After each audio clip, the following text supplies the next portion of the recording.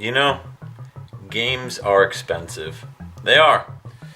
All these games. Doesn't matter if you paid $5, $10, $40, $80, $100. Spending a lot of money on games. But there's some games that are kind of a little outside my price range. Either that or they're games that I was like, you know what, I'm going to wait for this to drop. It's going to drop in price, I know it. Or it spiked for unknown reasons and then all of a sudden it has never come back down. And so I was watching my good friend Daria on Daria Plays RPGs, and she did a neat little video where she did 5 games that she really wants to own. And so I got to thinking about 5 games that I would like to own. And then I realized I have very expensive taste.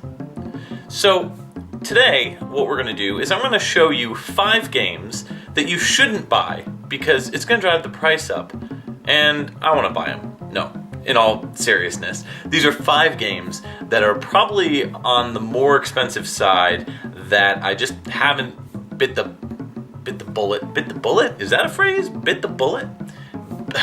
Bit the dust? I don't know. But you get my point. There's 5 games on this list that we're about to go over. So let's start with the cheapest, actually, and then we'll go up from there. Number 5. Master of Darkness on the Sega Master System.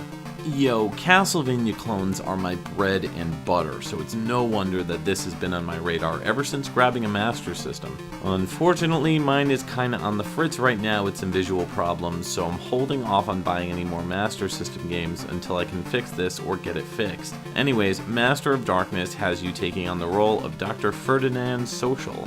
Yep, that's his name, and you're going after Dracula. Yeah, no joke. Well, sort of. See, you're going after Jack the Ripper, who is killing people and trying to use their blood to resurrect Dracula.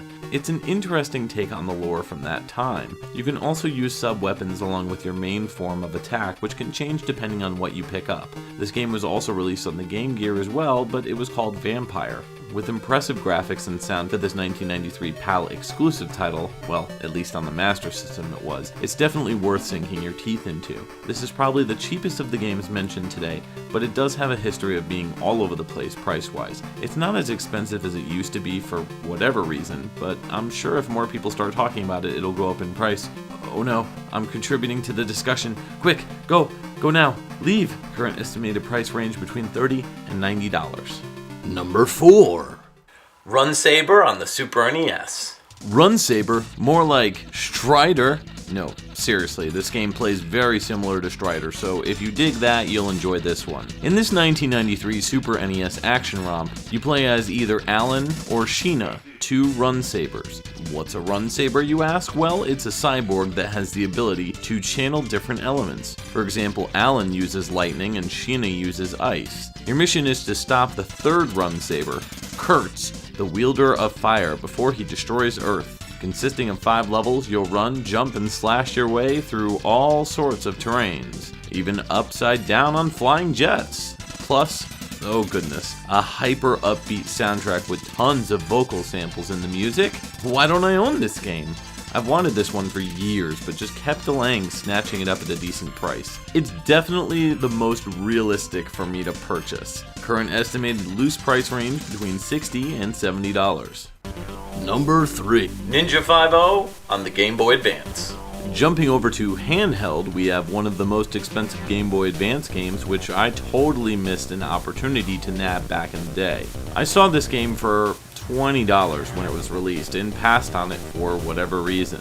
Yeah, I'm kicking myself now. Released by Konami in 2003, Ninja Fiveo has a lot in common with games like Bionic Commando, Ninja Gaiden, and Shinobi. You play as Joe Osugi, taking out generic bad guys to stop the terrorists from terroristing. Yep, that's a word I just made up, deal with it. With tight controls, a killer soundtrack, and a real old school charm, Ninja Fiveo belongs in everyone's collection. Actually, scratch that, if everyone owned it, the price would be even more insane. Nobody buy this one. Current estimated loose price range between $118 to $140. Number 2. Bulk Slash on the Sega Saturn.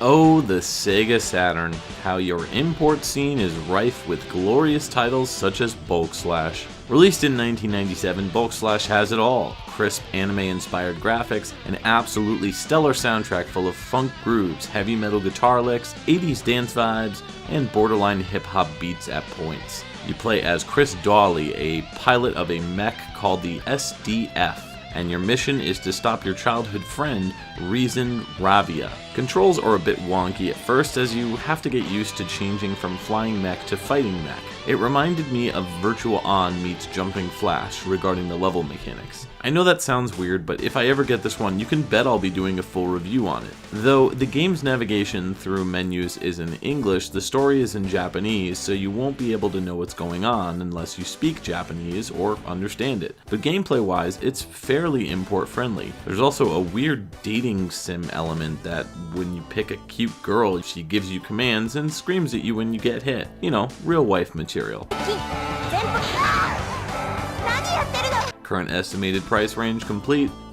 Between $80 to $110. Why so expensive? Number 1. Soldier Blade on the TurboGrafx 16. The TurboGrafx is certainly known for its fast-paced shooters, and Soldier Blade might be one of the best of them. Released in 1992 for this underrated console, Soldier Blade is as fun as it is frantic. You take on the Zeograd army with your ship called the Soldier Blade. Blasting your way vertically through 7 stages, your eyeballs will burst into flames along with your eardrums popping to the sweet soundtrack full of super fast-tempoed electronic tunes. The entire game is a pulse-pounding, exciting event that never loses its charm, and it's one that I've recently discovered that I really want to own. Which brings me to the sad part. Current estimated price range loose between $140 to $300. Good luck! Alright, well that was 5 games that I really want to pick up that I just haven't bit the bullet. I don't know, I haven't bit something. So I want to know about your top 5. And tell me, what are 5 games that you really, really want to buy, but you just haven't gotten around to it, haven't gotten the chance to do it? Leave a comment down below, or leave a video. Make your own video and then leave it in the description in the comments so I could take a look at it. And as always, thanks so much for watching, and check out some more videos somewhere around here. You can check out, a couple other list type videos, maybe a review or 2. And if you like what you see, go ahead and hit that subscribe button. Thanks so much for watching, guys. Namaste.